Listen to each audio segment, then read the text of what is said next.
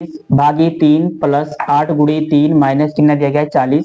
तो 120 बटे क्या लिख देंगे 3, भाग का मतलब बटे, और कितना दिया गया प्लस 8 त्रिक 24 माइनस 40, ये 3 इक्के 3 3 चौक 12, ये 40 हो गया प्लस 24 माइनस 40, ये प्लस माइनस क्या हो जाएंगे, कट जाएंगे, तो कितना बच जाएगा 24। तो इसका उत्तर क्या हो जाएगा डी। सरल करो 108 भागे 36 गुणे 1/4 प्लस 2/5 गुणे 3 सही 1 कितना दिया गया है। तो सबसे पहले हम भाग करते हैं, फिर गुणा करते हैं, फिर जोड़ते हैं, फिर घटाते हैं। 108 को 36 से पहले क्या करेंगे भाग, और 1/4 को ऐसे उतार लेंगे, प्लस 2/5 को ऐसे लिखेंगे, गुणे 4 तिहाई 12, 12 में 1 जोड़ेंगे तो 13, 13 बटे क्या हो जाएगा 4, 36 इक्के 36 तिया 108, 36 तिया यहाँ कितना बचेगा 3/4, और यहाँ बचेगा 2/5, और ये इसको हम काट देंगे, 2 इक्के 2 दूना 4, ऊपर 13 बचेगा, नीचे कितना हो जाएगा 5 दूनी 10, 4 और 10 का क्या निकालेंगे एलसीएम, तो इसका एलसीएम क्या आएगा 20, 4 पंचे 20, 4/1/4 ये वाला 1/4 छूट गए, 3 इक्के 3/4 लिख दिए, छूटा नहीं है, और ये 2 इक्के 2 2 दूना 4, यहाँ बचेगा 13 और नीचे क्या बचेगा 10।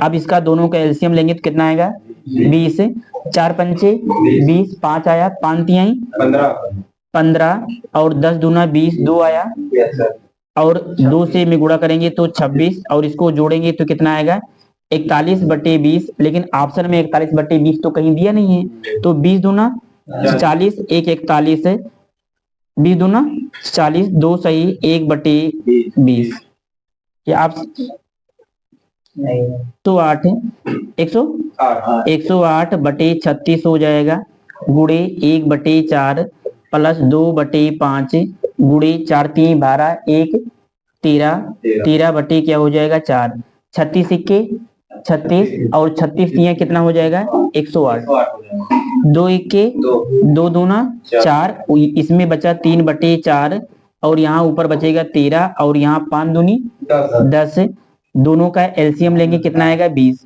4 पंचे 20, 5 बार गया, 5 तिहाई 15, और 10 दूना 20, 2 आया, 2 से 13 में गुणा करेंगे 26, इसको जोड़ेंगे तो 41 बटे क्या हो जाएगा 20, और भाग करेंगे तो 2 सही 1 बटे क्या हो जाएगा 20, इसका मतलब इसका उत्तर 20 सही।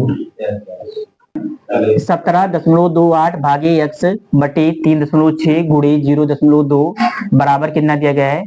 इसको सरल करने का मतलब यहाँ हमें x का क्या निकालना है मान, तो 17.28 को ऐसे उतार लेंगे पूरे के बटे x, और 36 दूना 72, 36 दूना 72 हो जाएगा, और 2 अंक के बाद क्या लगा देंगे पॉइंट, बराबर कितना हो जाएगा 2, ये दोनों क्या हो जाएंगे 2 अंक के बाद दशमलव इसमें, 2 अंक के बाद दशमलव इसमें हट जाएगा, इसको 2 से काट दीजिए, 2 8 16, 1 17, 2 6 12, 2 चौक 8, 864, ऊपर कितना बचा 864, यहाँ बचेगा x गुणे क्या हो जाएगा 72 बराबर 1, इसको 72 से इसको भाग करेंगे तो कितनी बार में जाएगा 12, 12/x बराबर क्या हो जाएगा 1, और इसको तिरछा गुणा करेंगे तो x बराबर कितना हो जाएगा 12, तो इसका कौन सा ऑप्शन सही है बी।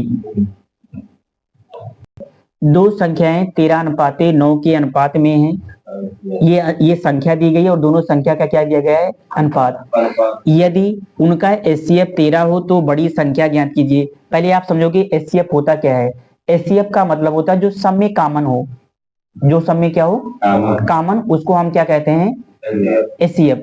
तो ये पहली संख्या दी गई है और ये दूसरी संख्या दी गई, इसको हम मान सकते हैं 13x और इसको हम क्या मान सकते हैं 9x। इसमें दोनों में कॉमन क्या है x, इसका मतलब x का मान कितना दिया गया है 13, x का मान कितना दिया गया है, क्योंकि जो एचसीएफ होता है वो सभी संख्या में कॉमन होता है और इन दोनों संख्या में क्या है x, तो x का मान इसका मतलब 13 दिया है, तो इसी x का मान इसमें रख दीजिए। हमें पूछ रहा है कि सबसे बड़ी संख्या ज्ञात कीजिए, तो सबसे बड़ी संख्या पूछेगा तो 13 में ये 13 13 क्या हो जाएगा 100, छोटी संख्या पूछेगा तो 117 हो जाएगा।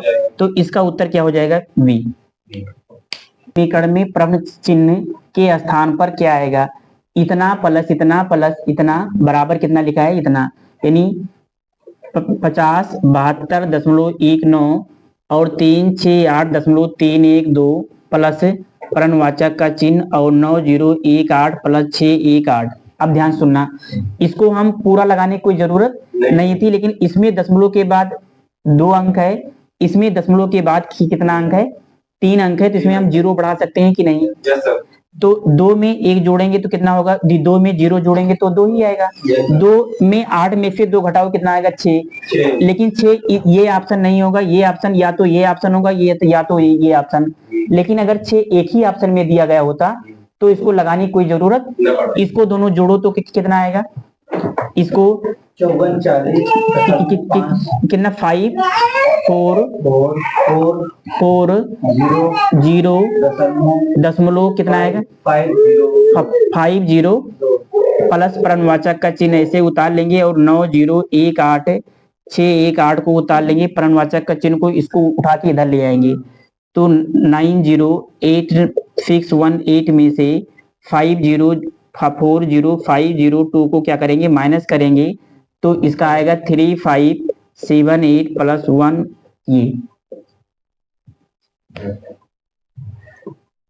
रोहन और सोहम का वेतन 2:3 के अनुपात में है।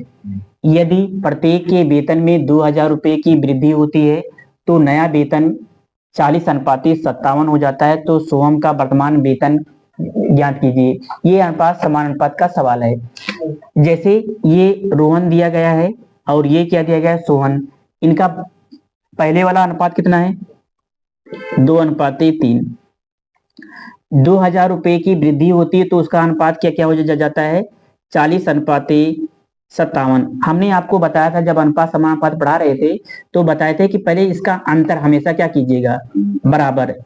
इसमें कितने का अंतर है, इसमें 1 का अंतर है, इसमें 17 का, और ये अंतर दोनों हमेशा क्या होना चाहिए बराबर। तो यहाँ हम रोहन लिखेंगे और यहाँ सोहन, इस 17 से इसमें गुणा करेंगे तो 17 दूना 34 हो जाएगा। 17 से 3 में गुणा करेंगे तो 17 तिया 51 हो जाएगा। 1 से 40 में गुणा करेंगे तो 40 ही होगा। अगर यहाँ 1 के स्थान के अलावा कोई दूसरी संख्या होती तो गुणा करते। 1 से 57 में गुणा करेंगे तो 57।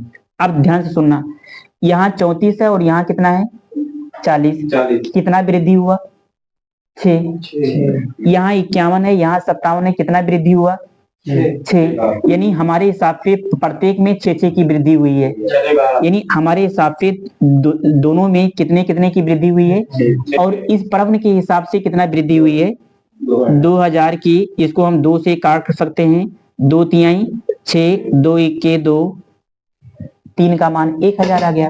अब इसके आगे हम काटेंगे तो पॉइंट में आने लगेगा, तो इसको हम काटेंगे नहीं। तो क्या करेंगे, सोहम का वर्तमान वेतन ज्ञात कीजिए। तो सोहम का वर्तमान वेतन कितना है तो 51 का मान निकाल लेंगे तो हो जाएगा 1000/3 गुणे क्या हो जाएगा 51। 3 से भाग करेंगे तो 17, और 17 को 17 1 17 और 3 0 को ऐसे उतार लेंगे। 17,000 रुपए क्या हो जाएगा सोहम का वेतन। कि किसी स्कूल में 20% छात्र 10 वर्ष से कम आय के हैं। इसका खूब ध्यान से सुनना, ये कहना क्या चाह रहा है। किसी स्कूल में 20% छात्र 10 वर्ष से कम आय के हैं। कुल होता कितना परसेंट है 100% से ज्यादा कुछ कोई चीज नहीं होती है। अगर 20% छात्र 10 वर्ष से कम है तो 80% छात्र 10 वर्ष से अधिक होंगे। आगे लिखा है 10 वर्ष से अधिक आय के छात्र की संख्या, ध्यान सुनना, 10 वर्ष से अधिक आय के छात्र की संख्या, 10 वर्ष की आय के छात्रों की संख्या जो कि 48 है, जो कि 10 वर्ष की आय के छात्रों की संख्या जो कि 48 है का 2/3 है। इसका मतलब क्या हुआ, ये कहना चाह रहे हैं कि जो 10 वर्ष के जो छात्र है, 10 वर्ष के छात्र की संख्या कितनी दी गई है 48। लेकिन 10 वर्ष से अधिक आय के जो छात्र की संख्या है वो 10 वर्ष के जितने छात्रों की संख्या जितनी है उसका 2/3 है। यानी इसको भाग करेंगे तो 16 3 48 और 16 दूना क्या हो जाएगा 32 और इसको दोनों जोड़ेंगे तो कितना आएगा 80। 8 2 10 4 3 7 1 8। ये जो 80 संख्या आई ये 80% लोगों की संख्या है। यानी ये 10 वर्ष से कम आय के इतना है। यानी 10 वर्ष के छात्र और 10 वर्ष से अधिक के छात्र की संख्या कितनी है 80। यानी 80 ये जो 80 है ये 80% का मान दिया गया है। कितना मान दिया गया है इसको 80 से ये 80 कट जाएगा तो 1% का मान कितना आएगा 1% का मान आएगा 1। तो 20% का मान कितना आएगा 20% का मान आएगा 20। इसका मतलब कि 10 वर्ष से कम आय के कितने छात्र हैं 20 और 10 वर्ष के कितने छात्र हैं 10 वर्ष से अधिक कितने छात्र हैं 32। ठीक है। इस तो कुल कितने छात्र हुए कुल छात्र हो जाएंगे 10 वर्ष के छात्र और 10 वर्ष से अधिक के छात्र कितने हैं 80 और 10 वर्ष से कम छात्र कितने हैं 20। इसको दोनों जोड़ेंगे तो कितना हो जाएगा 100। ये समझ में आया हो तो फिर से समझा नहीं समझा फिर से इसको एक बार फिर से समझा रहे हैं एक बार जैसे लिखा है और शॉर्ट नहीं इस खूब ध्यान सुनना। किसी स्कूल पहले प्रश्न का मतलब समझोगे तभी इसको समझ में आएगा। किसी स्कूल में 20% छात्र 10 वर्ष से कम आय के हैं। 20% जो छात्र हैं वो 10 वर्ष से कम आय के हैं। इस लाइन को अभी छोड़ दीजिए इसको अभी ना पढ़ो। आगे क्या कह रहा है 10 वर्ष से अधिक आय के छात्रों की संख्या 10 वर्ष की आय के छात्रों की संख्या का जो कि 48 है का 2/3 है। इसमें लैंग्वेज मैंने भाषा थोड़ा कठिन कर दिया है। ये कहना चाह रहे थे कि 10 वर्ष के जो छात्र हैं 10 वर्ष आय के छात्र कितने हैं 48। 10 वर्ष की आय के छात्रों की संख्या जो कि 48 है। 10 वर्ष से अधिक वर्षों उसको ना पढ़िए पहले यहाँ ध्यान सुनिए 10 पहले एक बार हम पहले कायदे से सुनो तब समझ में आएगा। 10 वर्ष से अधिक आय के छात्रों की संख्या ये 10 वर्ष से अधिक आय के छात्रों की संख्या बात हो रही है। 10 वर्ष की आय के छात्रों की संख्या जो कि 48 है का 2/3 है। यानी 10 वर्ष आय के कितने छात्र हैं 48 है और 10 वर्ष से अधिक आय के कितने छात्र हैं 48 का 2/3। इसको भाग करेंगे तो कितना आएगा 16 और 16 तिया कितना हो जाएगा 16 दूना 32 है। इसका मतलब कि 10 वर्ष के आय के 48 छात्र हैं। 10 वर्ष से अधिक उम्र के 32 छात्र हैं और ये जो 20% छात्र हैं ये 10 वर्ष से कम है। तो यानी इसका मतलब कि ये 20% छात्र 10 वर्ष से कम है। तो इसका मतलब कि 10 वर्ष के आय उम्र वाले और 10 वर्ष से अधिक उम्र वाले 80% होंगे। यानी इसको दोनों जोड़ेंगे तो कितना आएगा 80। यानी संख्या में कितना दिया गया है 80 लेकिन परसेंट में कितना है 80% का मान 80 दिया गया है। तो 1% का मान कितना हो जाएगा 1% का मान 1 है। तो हम 20% का मान अगर निकाल लेंगे तो हमें ये पता चल जाएगा कि 10 साल से छोटे कितने छात्र हैं। यानी 20% का मान अगर हम निकालेंगे तो 20 इक्के क्या हो जाएगा ये जो आया ये 10 वर्ष से कम लोगों की संख्या आया। 48 ठीक है। अब हम लिखेंगे कुल छात्र। हमसे पूछ रहा है कुल छात्र कितने हैं। तो स्कूल में छात्रों की संख्या 48 छात्र तो 10 साल के हैं। 32 छात्र ऐसे हैं जो 10 साल से क्या हैं बड़े हैं और 20 छात्र ऐसे हैं जिनकी उम्र 10 साल से क्या है कम है। इसको सबको जोड़ेंगे तो कितना आएगा 100। इसका मतलब स्कूल में छात्रों की कुल संख्या कितनी है 100 है। संख्या को 19 से विभाजित करने पर शेषफल कितना होता है ये 119 है। एक संख्या को 119 से विभाजित करने पर 19 शेषफल बचता है। ये दूसरे 17 से विभाजित किया जाएगा तो शेष क्या बचेगा। इस टाइप का सवाल पीछे पड़े थे। यानी जो पहला वाला शेषफल हो उसको पकड़ो और उसको जिस संख्या से भाग देने के लिए कहे उस संख्या से आप क्या कर दीजिए भाग 17 इक्के 17। तो शेषफल कितना आएगा 2। ये जो संख्या दी रहेगी इससे कोई मतलब नहीं है। जो पहला वाला शेषफल दिया हो उस शेषफल को जिस संख्या से भाग देने के लिए कहे उसी संख्या से आपको क्या कर देना है भाग। जो शेषफल आएगा वही इसका उत्तर होगा। साझेदार पी क्यू आर एक व्यवसाय शुरू करते हैं। पी की पूंजी का दोगुना क्यू की पूंजी के 3 गुने के बराबर है। ये साझेदारी का सवाल है। और क्यू की पूंजी आर की पूंजी के 4 गुने के बराबर है। वर्ष के अंत में 27,500 रुपए की कुल लाभ में से आर का हिस्सा क्या होगा।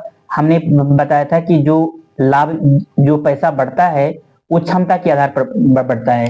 लिखा है पी की पूंजी का दुगना, ऐसे लिखना पी और इसका दुगना क्यू की पूंजी के 3 गुने के बराबर है।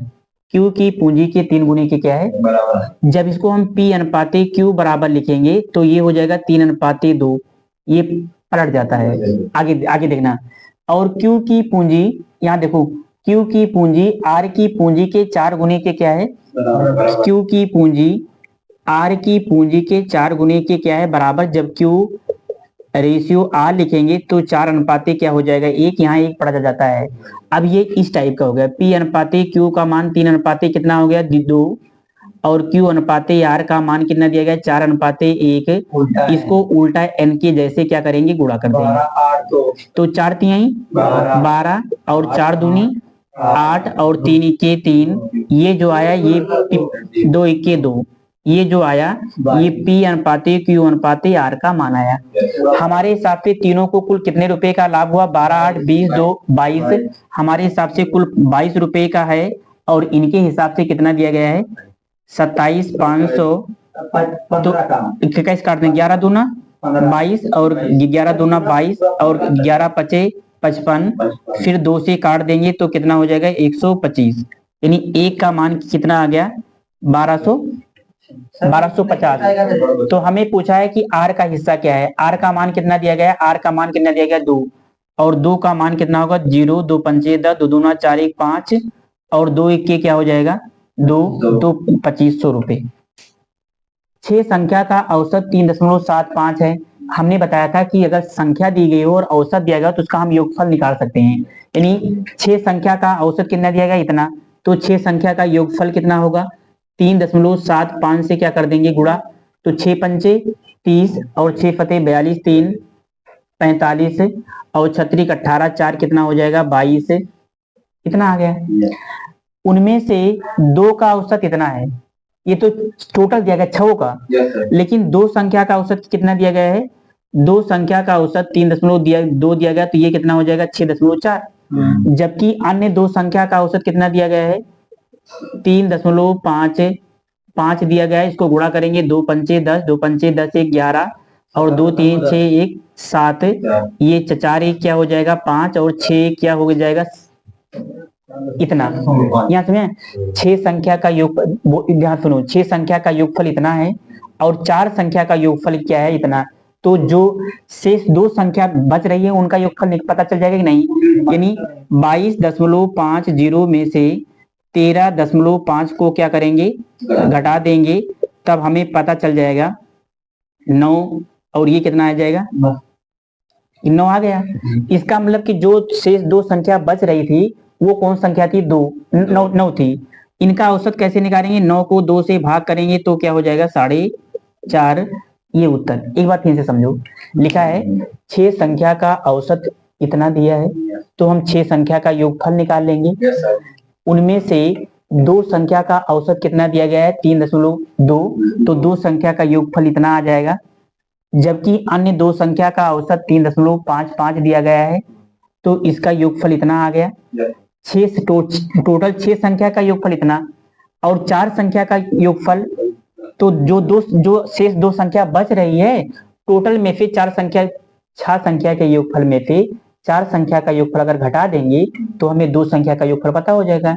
इसका मतलब कि 2 संख्या का योगफल 9 होगा जो छूटी थी।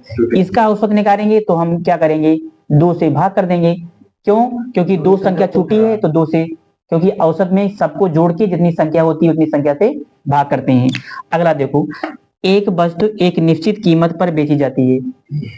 उस कीमत के 2/3 पर बेचने पर, उस कीमत की मतलब जितनी उसकी कीमत रही होगी, इस वक्त कीमत हमें नहीं पता है, लेकिन उस कीमत की अगर 2/3 पर बेचेंगे तो हमें 10% की हानि होती है।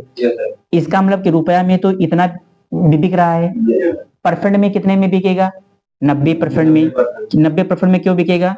क्योंकि 10% की हानि पर बेच रहे हैं, इसका मतलब कि रुपए में तो इतने रुपए पर बेचेंगे और परसेंट में 90। इसको हम भाग करेंगे तो कितना हो जाएगा? 45 और x बराबर लिखेंगे तो 45 तिया कितना हो जाएगा? 135%। तो कह रहा है कि मूल कीमत पर लाभ प्रतिशत ज्ञात कीजिए। मूल कीमत तो हमेशा 100% होती है, लेकिन ये कितना आ रहा है? 135%। इसका मतलब कि 35% का क्या हुआ है? कोई भी चीज 100% की होती है, लेकिन ये कितना आ रहा है? 135। तो 35% क्या हुआ है? अधिक मिला है। इसका मतलब कि मूल कीमत पर 35% का क्या हुआ है? लाभ हुआ है। अनुक्रम, अनुक्रम का मतलब होता है सीरीज या श्रेणी। 20, 26, 48 और डाट डाट करके ऐसे 21वां पद कितने दिया गया है? 48 नहीं, ये 20 है और 14 और ये 8, यही तो लिखा है ना। नहीं, अपने ध्यान सुनना, वो वाला नहीं है। इनका कहने का मतलब है कि ऐसे लिखा है अनुक्रम 26, 20, 14, 8 ऐसे डाट डाट करके 21 का। इनका मतलब क्या है? इसका मतलब ये कह रहे हैं कि छच्छा घटाओ देखें चला जा और 21वें नंबर पे कौन सी संख्या मिलेगी। तो हमें तो पता है भैया मान से मिले। क्यों? क्योंकि 26 में से अगर 6 घटाएंगे तो 20, 20 में से 6 घटाएंगे 14, 14 में से 8 घटाएंगे तो 14 में से 6 घटाएंगे तो 8, और फिर 8 में से 6 घटाएंगे तो 2, और फिर 2 में से फिर -6 घटाएंगे, 6 घटाएंगे तो -4 में चले जाएंगे। यानी इसका मतलब कि प्लस वाला तो उत्तर होगा नहीं, होगा माइनस वाला ही। लेकिन हम इसको लगाते कैसे हैं? ये पहली संख्या होती है। ये क्या होती है? ए का मान कितना दिया गया? 6। ए का मतलब पहली संख्या। और इसका हम क्या निकालेंगे? डी माने होता है सारबंतर। सारबंतर का मतलब सब में कितने कितने का डिफरेंस है। और सारबंतर निकालने के लिए T2 में से T1 को हम क्या कर देते हैं? घटा देते हैं। T2 माने दूसरा पद। ये T1 है, ये T1 है, ये T2 है, ये T3 है, ये T4 है, और दिया होगा तो T5, T6, 7। T2 का मान कितना दिया गया है? 20 और T1 का मान कितना दिया गया? 26। इसको घटाएंगे तो कितना आएगा? -6। हमें बताना क्या है? 26वां पद, 21वां पद। तो nवां पद का सूत्र होता है, हम यहाँ लिख दे रहे हैं, nवां पद बराबर होता है, n माने number, a + n - 1 into D. n के स्थान पे क्या रखेंगे? 21, तो हो जाएगा 21वां पद। a का मान कितना दिया गया है? 26। n का मान कितना दिया गया है? 21 - 1, और d का मान कितना दिया गया? -6। 26 को ऐसे उतार लेंगे, प्लस 21 में से घटाएंगे तो 20, और 20 छक्का कितना हो जाएगा? 120, और 120 में से 26 घटाओ तो कितना होगा? -94। माइनस, तो इसका उत्तर होगा -94। क्या है? वृत्ताकार मैदान का क्षेत्रफल कितना दिया गया? 13.86 हेक्टेयर। लेकिन नीचे दे दिया गया है कि 1 हेक्टेयर जो है वो 10,000 वर्ग मीटर के बराबर है। ये क्षेत्रफल दिया है। क्षेत्रफल वृत्त का क्षेत्रफल कितना दिया गया है? वृत्ताकार मैदान का क्षेत्रफल कितना दिया गया है? मैदान का क्षेत्रफल दिया है 13.86। अब ध्यान सुनना, 13.86 ये तो क्षेत्रफल दिया है, हेक्टेयर में दिया है। इस हेक्टेयर को अगर हम मीटर में चेंज करेंगे तो 10,000 से क्या करेंगे? 10,000 से हम इसमें गुणा करेंगे तो ये हो जाएगा मीटर स्क्वायर। और क्षेत्रफल का सूत्र क्या होता है? πr², πr। और इसको हम जब 10,000 से गुणा करेंगे तो 1386 को उतार लेंगे, और 1 2 3 4 जीरो है, 4 जीरो को ऐसे उतार लेंगे, और 2 अंक के बाद क्या लगा देंगे? पॉइंट।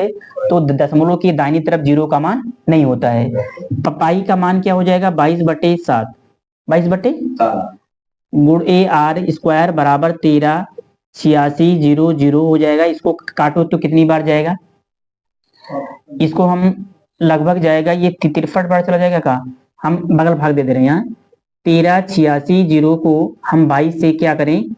भाग करेंगे तो जाएगा लगभग 22 6 बार, 6 दूनी 12, 6 दूनी 12, 1 13, 8 में से 2 घटाएंगे तो 6, और ये 6, 22 तिया 66, 22 तिया 66, और 2 जीरो बचेगा, 2 जीरो को ऐसे उतार लेंगे, इसको भाग करेंगे तो 6 63 100 आ जाएगा। R² बराबर जब हम लिखेंगे तो कितना हो जाएगा? 63 में इसमें गुणा करेंगे, 63 100 गुणे क्या हो जाएगा? 7। यहाँ समझे? इसको हम तोड़ के लिख दे रहे हैं। जैसे इसके ऊपर घात को हटाएंगे इसका बन जाएगा वर्गमूल। 63 को 9 7 63 लिख सकते हैं, 9 7 63 और इस 100 को ऐसे उतार लेंगे गुणे 7, एक साथ यहाँ है एक साथ यहाँ है तो 7 को क्या करेंगे बाहर कर देंगे। 9 का वर्गमूल कितना होता है 3, 100 का वर्गमूल कितना होता है 10, आर का मान कितना हो गया 210, आर का मान कितना आ गया 210। हमें लिखा है कि 2.3.2 प्रति मीटर की दर से इसकी बाढ़ लगाने की लागत क्या होगी। पहले ध्यान सुनना, बाढ़ का मतलब होता है कोई वृत्ताकार ये मैदान है, इसके ऊपर मैदान इसकी चारों तरफ तार घेरना है, उसी को हम कहते हैं बाढ़। 1 मीटर अगर तार लगाएंगे तो 3 रुपए 20 पैसा का खर्चा आ रहा है। तो हम पहले ये निकाल लें कि यहाँ से लेकर यहाँ तक इसकी दूरी कितनी है। तो मतलब एक चक्कर जब घुमाएंगे तार तो उसको हम कहते हैं परिधि। जब ये यहाँ से तार बांधना शुरू करेंगे और बांधते बांधते तार को फिर यहाँ लाके बांध देंगे तो हम कहेंगे एक चक्कर पूरा हो गया। और वृत्ताकार किसी चीज पे एक चक्कर जब कोई चीज चलता है तो उसको हम कहते हैं परिधि। इसका मतलब इसकी हम क्या निकाल लेंगे परिधि। परिधि का मतलब होता है एक चक्कर। परिधि बराबर होता है 2 पाई आर। 2 पाई का मान 22/7, आर का मान कितना दिया है आर का मान 210 दिया है। 7 21 7 21, 22 दूना 44 और 44 को 3 से गुणा करो तो कितना हो जाएगा 44 3 कितना होगा 22 दूना 44 गुणे 30, इसको गुणा करेंगे 0 3 चौक 12 3 चौक 12 1 1320, 1320 मीटर 1330। 0 को उतार लेंगे 3 चौक 12 12 के 2 है 3 चौक 12 के और 3 चौक 12 1 13 यानी 1320 मीटर। यानी पूरा जो एक चक्कर लगाएंगे 1320 मीटर तार लगेगा। और 1 मीटर तार की कीमत कितना है तो इतने मीटर की कितना होगा 1320 में हम क्या करेंगे 3.2 से क्या करेंगे गुणा करेंगे तो कितना बढ़ जाएगा। कहीं गुणा करके देखो 1320 में 3.2 से गुणा करेंगे तो 2 0 0 2 दूना 2 दूना 4 2 3 6 2 1 के 2 3 0 0 3 दूनी 6 और 3 त्रिका 9 3 1 के 3 0 4 6 6 12 9 1 10 2 12 3 1 4 1 अंक के बाद दशमलव कितना आ गया 42 24 42 24 ये डी उत्तर है। एक बार फिर से इसको समझो। यहाँ देखो लिखा है वृत्ताकार मैदान का क्षेत्रफल इतना है, क्षेत्रफल दिया गया है 13.86, इसको हम मीटर में चेंज कर देंगे तो इतना यानी यहाँ से हम क्षेत्रफल जो दिया गया है हमें क्षेत्रफल से मतलब नहीं है, हमसे मतलब है परिधि से। तो परिधि तब तक नहीं निकाल पाएगी जब तक त्रिज्या ना पता हो, तो हम क्षेत्रफल से त्रिज्या पता कर लेंगे और फिर परिधि निकाल लेंगे। परिधि का मतलब एक चक्कर में कितना तार लगता है, इसको निकाले तो कितना आ गया 1320 मीटर। इसका मतलब कि कुल 1320 मीटर तार लगेगा। लेकिन लिखा है कि 1 मीटर अगर तार लगाएंगे तो 3 रुपए 20 पैसा खर्च होगा, तो इतना मीटर तार में कितना पैसा होगा इतने रुपए। 1 मीटर लगाने में 3 रुपए 20 पैसा खर्च होता है। हमें 1320 मीटर तार लगाना है तो 1320 में 3.2 से गुणा कर देंगे, जो आएगा वो इतना पैसा आएगा। जैसे लिखा है एक लड़का 9 किलोमीटर प्रति घंटा की गति से 25 मीटर की भुजा वाले एक वर्गाकार मैदान के चारों ओर दौड़ने में कितना समय लगेगा। ध्यान सुनना, वर्गाकार मैदान होता कैसे है। वर्गाकार मैदान का मतलब होता है कि वर्ग की चारों भुजाएं क्या होती हैं बराबर। खूब ध्यान सुनना, अगर ये एक चक्कर लगाएगा तो कितना दूरी चलेगा। अगर ये यहाँ से चलना शुरू किए तो 25 यहाँ चला 25 यहाँ चला 25 यहाँ 25 यहाँ, कुल 100 मीटर चलेगा। कितना चलेगा 100 मीटर। एक लड़का 9 किलोमीटर प्रति घंटा की गति से, इसकी गति कितनी दी गई है, गति माने स्पीड, स्पीड कितना दिया गया है 9 किलोमीटर। इसमें 5/18 से क्या करेंगे गुणा करेंगे तो मीटर बटे क्या हो जाएगा सेकंड। कैसे जानेंगे कि इसको मीटर बटे सेकंड में चेंज करना है, क्योंकि ऑप्शन जो दिया है वो सेकंड में और जो प्रश्न दिया गया है वो घंटा में। तो हम किलोमीटर बटे घंटा को मीटर बटे सेकंड में बदल लेंगे। तो किलोमीटर बटे घंटा को मीटर बटे सेकंड में बदलने के लिए 5/18 से क्या करते हैं गुणा, 9 1 के 9 9 दूनी 18 5/2 मीटर प्रति सेकंड। और दूरी कितना चलेगा, दूरी तो चलेगा भाई एक चक्कर में 100 मीटर। क्यों 25 मीटर भुजा वाले एक वर्गाकार मैदान, और वर्ग की चारों भुजाएं क्या होती हैं, अगर एक भुजा 25 है तो चारों 25-25 की होगी, तो कुल कितना दूरी हो जाएगा? 100 मीटर। 100 मीटर। और हमसे पूछ रहा है कि समय कितना होगा, तो समय बराबर होता है दूरी बटे चाल। समय बराबर क्या होता है? दूरी बटे चाल होता है। दूरी दिया है 100 और समय कितना, चाल कितना दिया गया है? 5/2। ये 5 से इसमें भाग करेंगे तो कितना जाएगा? 5 दूनी 10 और 2 इसमें जाके गुणा होगा तो 20 दूना क्या हो जाएगा? 40 सेकंड में। इसका मतलब वो एक चक्कर क्या कर देगा? मार देगा। लिखा है 4 लड़के और 6 लड़कियां एक काम को 10 दिन में कर सकते हैं, जबकि 6 लड़के और 4 लड़कियां उसी काम को 8 दिन में कर सकते हैं। 4 लड़के और 2 लड़कियां उस काम को कितने दिन में पूरा कर सकते? तो पहले हमें इनकी क्षमता निकालना पड़ेगा कि इनकी क्षमता कितनी है। 4 लड़के दिया गया तो इसको लिखेंगे 4 बॉयज, 6 लड़कियां दिया गया है तो 6 गर्ल्स मिलके एक काम को कितने दिन में कर सकते हैं? 10 दिन में। फिर लिखा है जबकि 6 लड़के और 4 लड़कियां मिलकर उसे कितने दिन में कर सकते हैं? 8 दिन में। इस प्रश्न को अभी ना पढ़ना, इसमें 2 समीकरण दिया गया है, इसको काट दो। 2 चौक 8 और 2 पंचे 10, इसको गुणा करेंगे तो 5 चौक 20 बी हो जाएगा 20 और 5 छक 30 जी हो जाएगा, 4 छक 24 बी हो जाएगा और 4 चौक 16 जी हो जाएगा। इसमें हम बी और बी को इकट्ठा कर लेंगे और जी को इकट्ठा। 20 बी को ऐसे उतार लेंगे, इधर लाएंगे तो -24 बी और 16 जी को ऐसे उतार लेंगे, इधर लाएंगे तो -30 जी। 30 24 में से 20 को घटाएंगे तो -4 बी और ये कितना हो जाएगा? -14 जी। ये माइनस से ये माइनस क्या हो जाएगा? 2 दूना 4 और 2 सते, और जब b बटे जी बराबर लिखेंगे तो 7 बटे क्या हो जाएगा? 2। जब b बटे जी बराबर लिखेंगे तो ये ऊपर होगा और ये नीचे। इसका मतलब एक बॉयज की क्षमता कितना है? 7 और एक गर्ल्स की क्षमता कितना है? 2। इन दोनों समीकरण में से कोई एक ही समीकरण ले लीजिए, चाहे ये वाला ले लीजिए चाहे ये वाला। तो हम आगे वाला उठा ले रहे हैं। 4b + 6g ये कितने दिन में कर रहे हैं? 10। आगे लिखा है, अब इस प्रश्न को पढ़िए। इन दोनों में से कोई आगे एक लेना है। इसके बाद यहाँ से 4 बॉयज 4 और 2 लड़कियां दिया गया है, उसको कितने दिन में कर सकती हैं हमें नहीं पता, तो उसको हम मानते हैं डी माने दिन। बी का मान कितना दिया गया है? इसका मतलब एक बॉयज की क्षमता, ये क्षमता आती है, ये जो आता है ये क्या आता है? क्षमता। 4 को ऐसे उतार लेंगे, बी का मान 7, 6 गुणे जी का मान 2 और 10 को ऐसे उतार लेंगे, 4 गुणे बी का मान 7, 2 गुणे जी का मान 2 और डी को ऐसे उतार लेंगे, 4 फते 28 और 6 दूनी 12 और 10 को ऐसे उतार लेंगे बराबर 4 सते 28 और 2 दूना 4 और ये हो जाएगा डी। 28 और 12 कितना हो जाएगा? 40 और 40 से 10 में गुणा करेंगे तो 400 और 28 4 कितना हो जाएगा? 32 डी।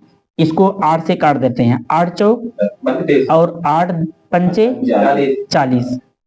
जब डी बराबर लिखेंगे तो 50 बटे क्या हो जाएगा? 4। इसको भाग करेंगे तो 25 और इसको भाग करेंगे तो 2, कितना आ गया? 25 बटे 2। तो इसका डी आंसर सही है, यानी 25 बटे 2 में दिन में ये 4 लड़के और